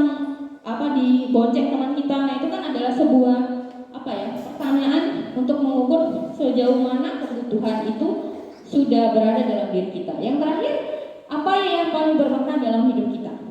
Mungkin ada tadi kayak Bu Septi, yang paling bermakna adalah keluarga, kemudian ada yang paling bermakna adalah kesehatan dan lain sebagainya. Nah itu jawabannya tentunya Bapak Ibu sendiri yang bisa menjawab ya. Dan jawabannya tentu saja bervariasi. Bapak Ibu di dalam kelas tentunya seorang guru harus bisa menempatkan diri atau memposisikan diri pada posisi kontrol. Jadi ada seorang penulis Dian Gosen namanya pada tahun 98 mengemukakan bahwa seorang guru itu perlu meninjau kembali penerapan disiplin di dalam ruang-ruang kelas. Kemudian apakah disiplin yang sudah diterapkan tadi sudah efektif? Apakah disiplin yang sudah diterapkan itu sudah berpusat pada murid? Apakah disiplin tadi sudah memerdekakan murid? Atau apakah disiplin tadi sudah memandirikan murid? Jadi dalam kurikulum merdeka itu satu yang menjadi poin penting adalah proses pembelajaran itu berpusat pada murid, well-being, entah kondisinya yang nyaman, entah perlakuannya yang nyaman dan lain sebagainya. Jadi pada hal ini, maka seorang guru harus mengetahui posisi kontrolnya. Jadi posisi kontrol itu dibedakan menjadi 5, ada penghukum, kemudian pembuat rasa bersalah, sebagai teman, sebagai pemantau, dan sebagai manajer. Kita suka ya dengar kata manajernya Bapak Ibu ya. Kayak kesannya WOW banget gitu kan. Ternyata seorang guru itu bisa juga menjadi manajer dalam proses pembelajaran di kelas. Ini kita latihan dulu ya Bapak Ibu, misalnya dalam suatu terkait dengan 5 posisi kontrol tadi, kadang-kadang kan kita menyatakan sebuah pernyataan, misalnya saya kecewa banget nih sama kamu gitu, Andi. Di kelas kan suka kita bilang gitu kan Bapak Ibu ya. Jadi kita suka bilang saya kecewa banget nih sama kamu gitu. Nah ternyata kalimat itu merupakan kalimat yang bisa membuat si Andi menjadi merasa bersalah. Jadi kontrol kita berada pada level yang bawah tadi. Kemudian misalnya kamu tidak pernah benar ya melakukan itu, kamu kalau disuruh nggak mau gitu. Nah itu kalimat seperti itu berarti gurunya bertindak sebagai seorang penghukum, menjudge kamu. Kalimatnya apalagi bentak-bentak gitu ya sudah pasti menghukum. Kemudian ada juga nih, mungkin termasuk saya juga suka melontarkan kalimat ini. Ayolah lakukan demi ibu, demi bapak, demi mematuhi peraturan, demi orang tua. Nah, ternyata kalimat yang seperti itu adalah kalimat yang meletakkan kita sebagai guru sebagai seorang teman. Kemudian misalnya pada suatu waktu kita melontarkan, apakah kamu mau mendapatkan stiker bintang hari ini? Seperti yang tadi Bu Ana sampaikan. Nah ternyata kalimat seperti itu meletakkan posisi guru sebagai seorang pemantau. Nah yang paling baik dalam meletakkan posisi guru itu sebaiknya guru-guru memposisikan diri sebagai seorang manajer. Misalnya kalimatnya jadi ganti Bapak Ibu. Bagaimana kamu bisa menyelesaikan masalah ini? Yang awalnya kan kita saya kecewa berat nih sama kamu. Itu kan sifatnya membuat orang merasa bersalah. Kalimatnya diganti. Jadi kalau kalimatnya diganti, bagaimana kamu bisa menyelesaikan masalah ini? Nah berarti gurunya itu sudah memposisikan diri sebagai seorang manajer.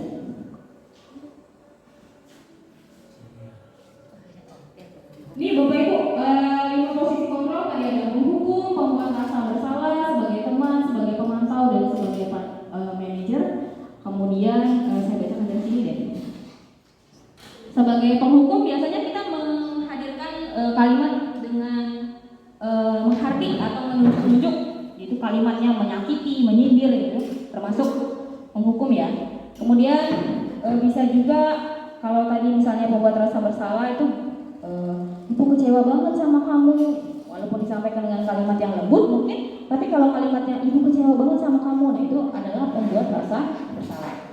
Ayolah lakukan demi kebaikan ibu, ayolah biar kamu nggak dihukum oleh Bu Esti misalnya. Nah itu adalah meletakkan diri sebagai posisi kontrol sebagai seorang teman. Nah sebaiknya Bapak Ibu kita pun berlatih menjadi seorang manajer dalam memposisikan diri sebagai seorang guru. Oke, jadi peraturan yang tadi sudah disampaikan oleh Bu Ana, misalnya jadi peraturan itu dibuat kemudian dipantau, kemudian setelah dipantau tentu harus ada konsekuensinya. Setelah ada konsekuensinya, maka kita dapat menerapkan posisi kita sebagai seorang manajer dengan menerapkan nilai-nilai manajer untuk memperbaiki kesalahan atau permasalahan yang ditimbulkan oleh murid. Nih dari tadi ngomong-ngomong tentang segitiga restitusi. Jadi sebaiknya kita memposisikan diri sebagai seorang manajer. Nah, manajer maksudnya di sini adalah kita menerapkan segitiga restitusi dalam menghadapi suatu permasalahan yang ditimbulkan oleh murid. Jadi segitiga restitusi itu adalah cara menanamkan disiplin positif pada murid. Kemudian mereka bisa kembali pada kelompok mereka dengan karakter yang lebih kuat. Jadi kita tidak menghukum mereka menjadi merasa bersalah, tapi kita membuat mereka merasa yakin dengan diri mereka sendiri. Langkah-langkah segitiga restitusi itu yang pertama menstabilkan identitas, yaitu menyadari bahwa kita semua akan melakukan hal terbaik yang bisa kita lakukan. Jadi untuk melakukan segitiga restitusi, kalimat pertama yang bisa kita lontarkan ke murid, misalnya tidak apa-apa nak, berbuat salah itu tidak apa-apa. Kemudian kita menyatakan bahwa tidak ada manusia yang sempurna. Kemudian saya juga pernah, ibu pun pernah melakukan sebuah kesalahan. Itu kalimat itu adalah sebuah tahapan pada restitusi, yaitu menstabilkan identitas. Jadi misal juga Bapak Ibu bisa menyatakan Bapak Ibu tidak tertarik mencari siapa yang salah, tapi Bapak Ibu ingin mencari solusi dari suatu permasalahan itu. Atau misalnya untuk menstabilkan identitas, kalimat lainnya bisa kamu berhak merasa begitu, atau apakah kamu sudah menjadi teman yang baik bagi dirimu sendiri? Nah, pertanyaan terakhir ini kan agak sulit ya ternyata dijawab. Langkah kedua restitusi yaitu validasi tindakan yang salah. Jadi pada validasi tindakan yang salah, menyadari bahwa semua perilaku itu memiliki sebuah alasan. Kayak tadi Doni, menurut Bu Ridin, kenapa Doni suka minta-minta makan sama temannya? Nah ternyata ada alasannya. Nah, untuk menanyakan alasannya itu, Bapak Ibu kita bisa menggunakan kalimat, apakah kamu bisa melakukan yang lebih buruk dari ini? Atau kamu pasti punya alasan ya melakukan hal itu? Atau yang ketiga, kamu patut bangga pada dirimu sendiri karena kamu telah melindungi sesuatu yang penting buat kamu. Atau kalimat yang keempat, kamu boleh mempertahankan sikap itu, tapi kamu harus menambah sikap yang baru. Nah, untuk tahap terakhir pada segitiga restitusi, agar kita mampu meletakkan diri kita sebagai seorang manajer, yaitu menanyakan keyakinan murid, yaitu menyadari bahwa kita semua memiliki motivasi internal yang tadi sudah disampaikan oleh Bu Ana ya. Jadi motivasi itu berasal dari diri murid sendiri. Adapun kalimat yang bisa kita lontarkan, yang pertama, apa yang kita percaya sebagai anggota kelas atau keluarga. Kemudian apa nilai-nilai umum yang kita telah sepakati. Tadi keyakinan kelas. Jadi kita kembalikan lagi ke keyakinan kelas tadi. Yang ketiga, apa bayangan kita tentang kelas yang ideal. Yang keempat, kamu mau jadi orang seperti apa. Jadi kalau kita pengen tanya ke anak untuk pada tahapan menanyakan keyakinan, boleh Bapak Ibu dengan kalimat kamu mau jadi anak seperti apa, atau kamu mau cita-citanya jadi apa. Nah itu boleh ditanyakan ke murid. Jadi pada segitiga restitusi itu tujuannya menyelesaikan suatu permasalahan murid ya, permasalahan murid. Jadi guru berperan sebagai manajer dengan menggunakan segitiga restitusi. Yang pertama tadi menstabilkan identitas, yang kedua memvalidasi tindakan yang salah, yang ketiga menanyakan keyakinan. Nah segitiga restitusi ini tujuannya adalah untuk membuat murid menjadi murid yang mandiri dan bertanggung jawab. Jadi ketika murid melakukan sebuah kesalahan, kita tidak marah-marah ya, tidak boleh marah-marah, tapi harus melakukan segitiga restitusi untuk mengetahui kebutuhan dasar apa yang belum terpenuhi dalam diri murid. Ini Bapak Ibu segitiga restitusi yang saya lakukan beberapa waktu lalu ya. Nah Bu, karena baik Bapak Ibu, berikut adalah video yang saya terapkan waktu itu. Jadi ceritanya si Najwa ini kan anak pembinaan OSN. Nah tahu-tahu Najwanya tidak ikut kegiatan pembinaan OSN, alasannya karena pergi ke Linggau diajak Ayu. Bagi kita kan sebenarnya kalau diajak keluarga itu adalah sesuatu yang normal saja gitu ya, yang normal saja dilakukan. Nah, tapi ternyata itu adalah suatu permasalahan dan kita harus menghandle itu, mengatasi itu, dan bisa diselesaikan dengan menggunakan segitiga restitusi. Jadi videonya berikut ini ya Bapak Ibu ya, silakan disimak. Nah, kamu hari Sabtu tidak ikut pengajian ASN IPA kita ya? Ya Bu, karena hari Sabtu saya belum pulang karena diajak ayah ke sini Mbak. Oke. Itu semua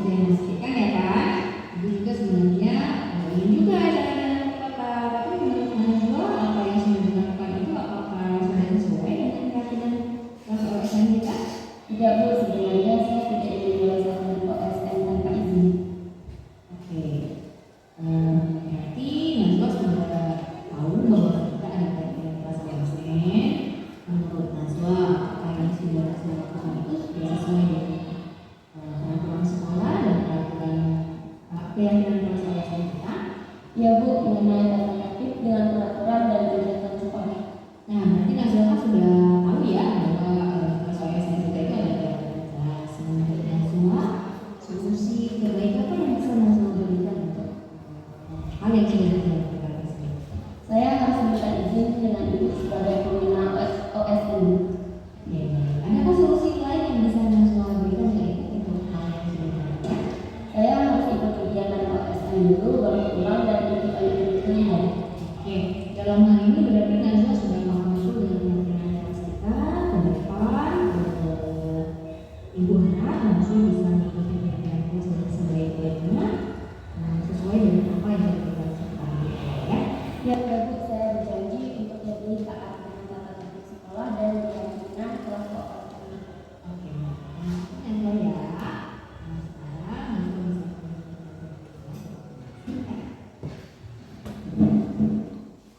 Oke, baik. Jadi itu ada suatu permasalahan dilakukan oleh Nazila. Nah, lalu hal pertama yang kita lakukan Bapak Ibu, jadi begitu pentingnya kita menerapkan sebuah keyakinan kelas. Jadi ketika murid kita melakukan sebuah kesalahan, maka kita tanyakan ulang keyakinan kelas yang kita sudah sepakati. Karena kita menyepakati bersama. Jadi keyakinan itu namanya keyakinan. Kita sepakati bersama. Jadi murid tahu konsekuensi apa yang harus dilakukan. Nah, jadi dalam segitiga restitusi ini juga kita tanyakan kepada muridnya, kalau dia melakukan kesalahan itu kira-kira melanggar keyakinan kelas yang mana? Atau berikutnya kita berikan pertanyaan, solusi apa yang bisa dia berikan ketika dia melakukan hal tersebut. Jadi kita enggak gara-gara kamu jadi hari itu kita udah latihan OSN misalnya. Itu ternyata tidak dianjurkan untuk melakukan hal seperti itu. Jadi Bapak Ibu kita cari dulu apa penyebabnya, kemudian kita bisa lakukan dengan segitiga restitusi yang tadi sudah disampaikan. Nah, menurut Bapak Ibu ketika kita menerapkan segitiga restitusi itu kira-kira bagaimana ya Bapak Ibu ya terhadap murid misalnya, murid apakah sesuatu yang merepotkan gitu, apakah sesuatu yang tidak mungkin dilakukan gitu, kira-kira bagaimana? Oke, Bu Esti.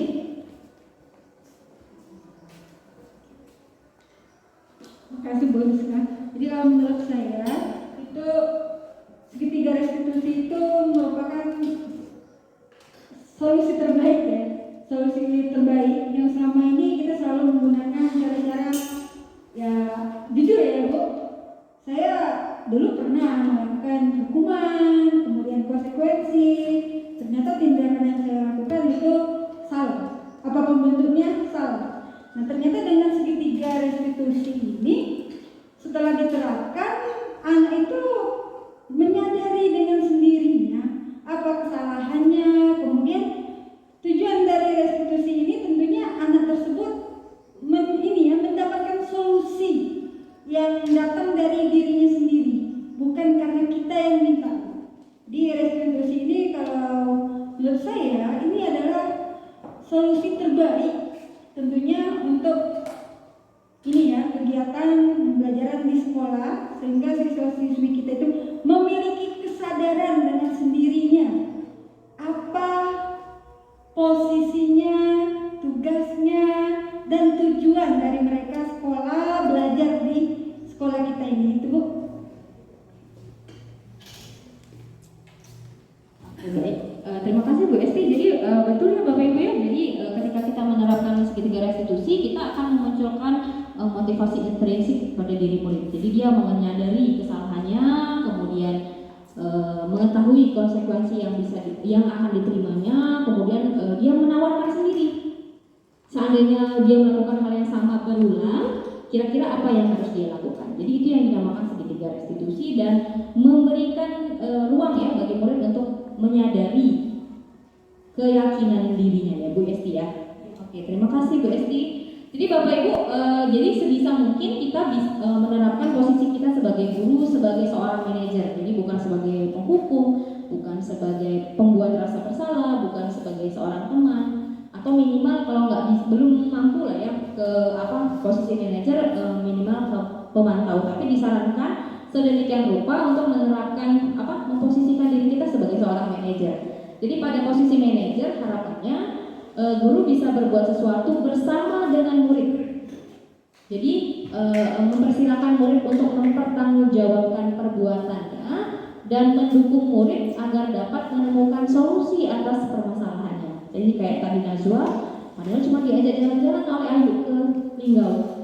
Tapi ada nilai yang Najwa ingkari, itu yang harus Najwa sadari, kemudian Najwa harus paham solusinya.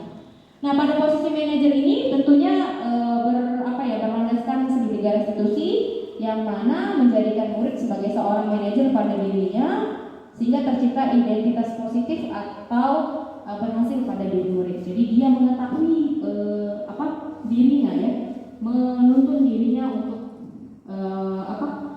menunjukkan identitas positif. Tadi seperti yang disampaikan oleh Bu Esti.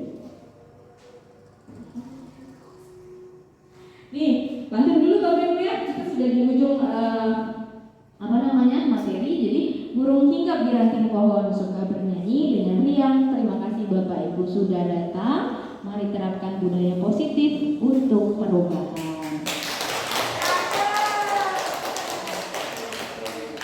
Ya, jadi budaya positif yang tadi sudah disampaikan oleh Bu Ana, kemudian sudah disampaikan oleh saya itu memiliki keterkaitan satu sama lain ya. Jadi kita tidak bisa memberikan kontrol pada orang lain, yang pasti kita hanya bisa mengontrol diri sendiri. Nah, jadi kontrol terhadap diri sendiri itu memiliki makna disiplin positif ya Bapak Ibu. Nah, semua tindakan-tindakan kita itu tentunya memiliki sebuah tujuan. Nah, tujuannya itu tidak harus menang kalah, tidak boleh menang kalah, tapi harus menang-menang dan menciptakan sebuah kolaborasi. Jadi untuk menciptakan budaya positif ini saya tidak bisa melaksanakannya sendiri, Bu Ana tidak bisa melaksanakannya sendiri, Bu Kepala juga tidak bisa melaksanakannya sendiri, tapi kita bersama-sama berkolaborasi satu sekolah SMP Negeri Karanggapo untuk menciptakan suatu perubahan pembelajaran dengan disiplin positif. Jadi nanti tujuannya adalah terpenuhinya kebutuhan dasar murid kita sehingga menciptakan dunia berkualitas bagi murid-murid kita. Demikian ya Bapak Ibu yang dapat saya sampaikan. Jadi satu di antara bentuk penghormatan yang paling tulus itu sebenarnya adalah mendengarkan dan menghargai apa yang dikatakan orang lain. Jadi mudah-mudahan kita bisa memenuhi kebutuhan-kebutuhan dasar diri kita, kemudian menularkannya kepada murid-murid kita. Harapannya agar pendidikan Indonesia itu makin maju. Jadi itu tujuan dari pendidikan guru penggerak. Demikian yang dapat saya sampaikan Bapak Ibu ya. Terima kasih. Wabillahi taufiq wal hidayah. Wassalamualaikum warahmatullahi wabarakatuh.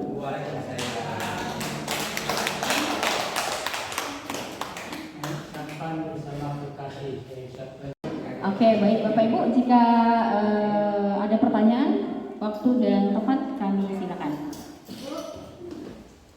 Oke, Bu Novi silakan.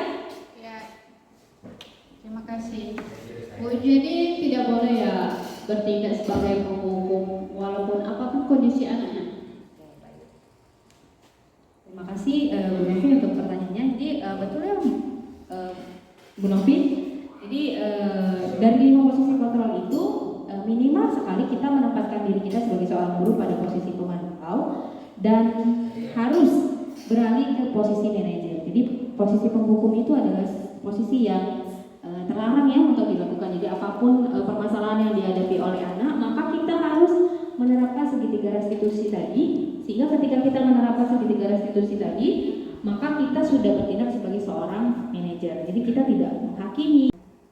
Jadi Bu Novi tadi ya, jadi usahakan diri kita itu memposisikan diri kita pada posisi pemantau atau manajer. Jadi pada posisi manajer, jadi kesalahan anak itu kita cari tahu dulu gitu, validasi tindakannya, keyakinannya seperti apa, menanyakan identitasnya apa dulu. Nah, ketika kita melakukan langkah-langkah itu, maka kita sudah secara otomatis memposisikan diri kita sebagai seorang manajer. Jadi posisi hukum, posisi pembuat rasa bersalah, dan posisi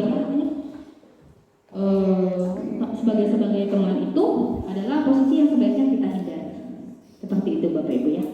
Oke, terima kasih Bu Novi untuk pertanyaannya. Baik Bapak Ibu, dari materi budaya positif yang sudah dipaparkan oleh Bu Ana dan saya, jika ada pertanyaan atau sesuatu yang disampaikan, waktu dan tempat kami silakan. Oke, baik dulu ya Bu Naya ya. Ya, terima kasih Bu Rizka atas kesempatannya. Saya mau tanyakan Bu tentang keyakinan kelas. Jadi kalau menurut Ibu, pengalaman Ibu membuat keyakinan kelas itu di kelas, Ibu membuatnya bagaimana? Kami kan bingung Bu ya, belum bisa membuat keyakinan kelas. Kemudian keyakinan kelas tersebut dibuatnya dalam bentuk apa kalau pengalaman Ibu di kelas? Bisa saja Bu? Baik, terima kasih Bu Esti untuk pertanyaannya. Jadi saya juga terus terang belum menerapkan cara membuat keyakinan kelas ya, tapi kebetulan selesai loka karya kemarin disampaikan oleh pengajar praktik kami bahwa sebenarnya ada tiga langkah besar dalam membuat keyakinan kelas. Yang pertama mungkin murid-murid diminta untuk menuliskan peraturan-peraturan yang sudah ada di dalam kelas gitu. Jadi yang setahu anak-anak aja kok dituliskan dulu di papan tulis. Kemudian kan nanti banyak tuh ide-idenya. Ada juga mungkin ide-idenya yang sejenis gitu. Nah, nanti dikumpulkan ditulis di papan tulis. Kemudian dari peraturan-peraturan yang sudah dituliskan murid itu kita bawa peraturan itu ke dalam kalimat yang lebih positif. Jadi dia mengarah ke keyakinan kelas. Jadi kita sortir gitu Bu dari sekian banyak ya peraturan kelas yang sudah dibuat oleh murid, kita sortir menjadi kalimat positif. Kemudian dari kalimat positif itu kita membuat nilai-nilai kebajikan yang terkandung di dalamnya. Seperti itu. Ya. Kemudian disampaikan pada loka karya kemarin, mungkin keyakinan kelas itu bisa kita terapkan misalnya kelas saya berbeda gitu dengan kelas Bu Esti sebagai guru IPS gitu. Mungkin saya juga bisa menempelkan itu di papan pengumuman kelas atau di dinding kelas itu seperti itu Ibu. Jadi gunakanlah keyakinan kelas itu dengan kalimat-kalimat yang mudah dipahami, mudah diingat oleh murid seperti itu Ibu Esti. Keyakinan kelas. Jadi keyakinan kelas itu namanya keyakinannya, jadi harus diyakini oleh semua anggota kelas, termasuk Bapak Ibu guru juga. Jadi namanya sepakat ya kan. Kemudian dari keyakinan kelas itu nanti tercipta sebuah lingkungan yang positif. Kemudian memunculkan budaya positif, dan budaya positif ini mungkin lingkupnya lebih besar ya seperti yang ada di gambar. Dan tentunya harus dilaksanakan tadi secara berkolaborasi, tidak bisa saya sendiri sebagai guru, tapi melibatkan guru-guru lain dan juga para pemangku kepentingan. Jadi jika kalimat peraturan kelas misalnya nih kita bikin peraturan kelas misalnya selalu kembalikan buku ke tempatnya. Nah, itu sifatnya peraturan. Kita meyakini kita membuat peraturan itu menjadi sebuah keyakinan kelas, misalnya diganti kalimatnya Mbak Teti menjadi misalnya saya selalu bertanggung jawab dengan apa saja yang ada di kelas, termasuk mengembalikan buku ke tempatnya. Kemudian misalnya kita membuat peraturan dilarang mengganggu orang lain. Nah, mengganggu orang lain itu kan berupa peraturan. Nah, peraturan itu kita ubah menjadi sebuah keyakinan kelas. Jadi kalimatnya diganti dengan saya selalu menghormati orang lain. Kemudian misalnya yang ketiga, peraturan kelas yang ketiga misalnya hadir di sekolah 15 menit sebelum pembelajaran dimulai. Nah, peraturan itu bisa dibuat sebagai keyakinan kelas misalnya dengan menghormati orang lain dan berkomitmen untuk hadir di kelas 15 menit sebelum pelajaran dimulai. Kemudian misalnya kita biasanya menggunakan membuat peraturan dengan kalimat-kalimat negatif ya seperti dilarang, tidak boleh. Nah, itu tidak bisa digunakan pada keyakinan kelas. Jadi usahakan keyakinan kelas itu disampaikan atau dibuat dengan kalimat-kalimat yang positif. Jadi misalnya gini, dilarang melakukan kekerasan di kelas. Nah, kita ganti kalimatnya untuk menjadi sebuah keyakinan kelas dengan kalimat yang positif. Misalnya gini, jagalah keselamatan diri atau hormati orang lain. Kemudian misalnya dilarang menggunakan narkoba. Jadi keyakinan kelasnya mungkin utamakan keselamatan. Jadi misalnya juga contoh peraturan kelas yang lain bergantian atau menunggu giliran. Ternyata bergantian atau menunggu giliran itu berupa peraturan kelas yang harus kita ubah menjadi keyakinan kelas dengan kalimat hormati orang lain atau bersabar. Nah, misalnya juga nih lagi saat kabut asap seperti ini kita membuat peraturan kelas gunakan masker pada saat di dalam dan di luar ruangan kelas. Mungkin kalimat itu berupa peraturan, tapi kita bisa ubah peraturan itu menjadi keyakinan kelas misalnya dengan jagalah kesehatan dengan menggunakan masker, jagalah keselamatan dirimu dengan menggunakan masker selama berada di sekolah. Atau misalnya satu peraturan terakhir misalnya jangan koridor, jangan berlari, itu kan kalimatnya negatif ya, jangan. Maka ubah ke keyakinan kelas, misalnya dengan utamakan keselamatan dan keamanan. Itu jadi usahakan peraturan kelas itu, keyakinan kelas itu disampaikan dengan kalimat positif sehingga murid-murid menyadari adanya nilai-nilai kebajikan dalam keyakinan kelas itu. Jadi pembentukan keyakinan kelas itu yang pertama bisa Bapak Ibu lakukan dengan keyakinan bersifat abstrak, kemudian keyakinan kelas dibuat dalam bentuk positif, tadi sudah saya sampaikan. Kemudian yang ketiga, hendaknya peraturan keyakinan kelas itu tidak terlalu banyak, jadi murid tujuannya kan tadi biar mudah diingat, jadi disampaikan dengan poin-poin saja sehingga murid lebih mudah mengingat. Kemudian tentu saja ketika membuat keyakinan kelas harus disampaikan dengan kalimat yang mudah diterapkan gitu Bapak Ibu. Dan pastikan semua warga kelas berkontribusi termasuk Bapak Ibu. Jadi Bapak Ibu ketika meyakini harus datang tepat waktu, begitu untuk murid, berarti hal itu juga harus dilakukan Bapak Ibu di kelas ya, memberikan tauladan atau contoh terbaik. Nah, keyakinan kelas ini bisa sifatnya bisa berubah-ubah ya Bapak Ibu, namanya keyakinan bisa diubah-ubah sesuai dengan kondisi. Ya. Terima kasih Bu Rizka. Terima kasih Mbak Esti untuk pertanyaannya. Ada lagi Bu Naya? Oke, silakan. Terima kasih Bu Rizka atas kesempatannya. Bu Rizka, saya mau bertanya mengenai restitusi tadi ya Bu. Bagaimana jika kita sebagai guru sudah melakukan restitusi tersebut secara berulang, tetapi tidak membuahkan hasil? Jadi pertanyaan, apakah kita harus terus melakukan restitusi tersebut atau kita mencari solusi lain? Terima kasih Bu.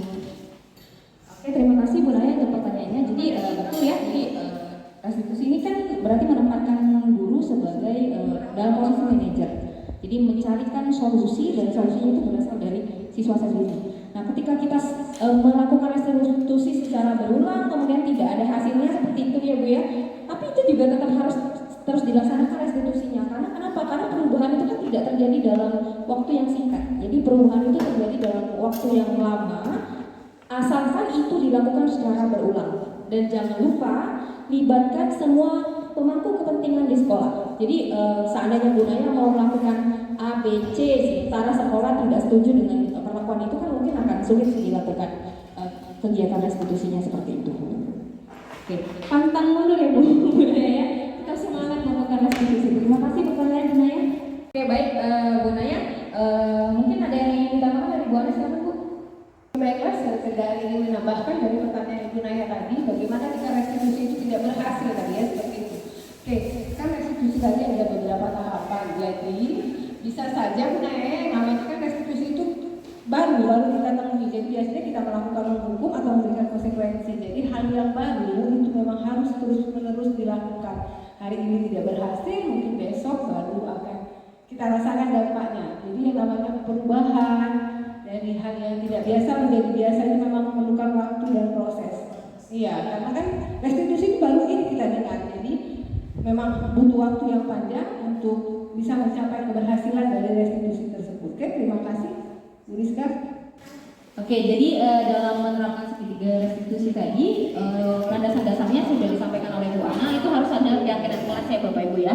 Jadi keyakinan kelas itu adalah sebuah nilai-nilai kebajikan atau prinsip-prinsip universal yang disepakati bersama secara universal, terlepas dari perbedaan suku, agama, ras, dan negara ya. Jadi keyakinan kelas itu memang harus dibuat, diyakini bersama-sama dengan murid. Jadi menurut dosen, keyakinan kelas itu akan lebih memotivasi seorang dalam secara intrinsik dan dalam dirinya, sehingga seseorang itu bisa bersemangat untuk menjalankan keyakinannya daripada hanya sekedar mengikuti peraturan. Jadi keyakinan kelas itu tidak sama dengan peraturan. Baik, terima kasih Bapak Ibu untuk waktu yang sudah diluangkan. Demikian materi yang dapat kami sampaikan mengenai budaya positif. Mudah-mudahan memberikan informasi baru, pengetahuan untuk kita semua dan membawa perubahan yang nyata bagi sekolah kita SMP Negeri Karangdaku. Saya Rizka Melita dan juga Ana Tiena dari calon guru penggerak angkatan 9. Wabillahi taufiq wal hidayah. Wassalamualaikum warahmatullahi wabarakatuh.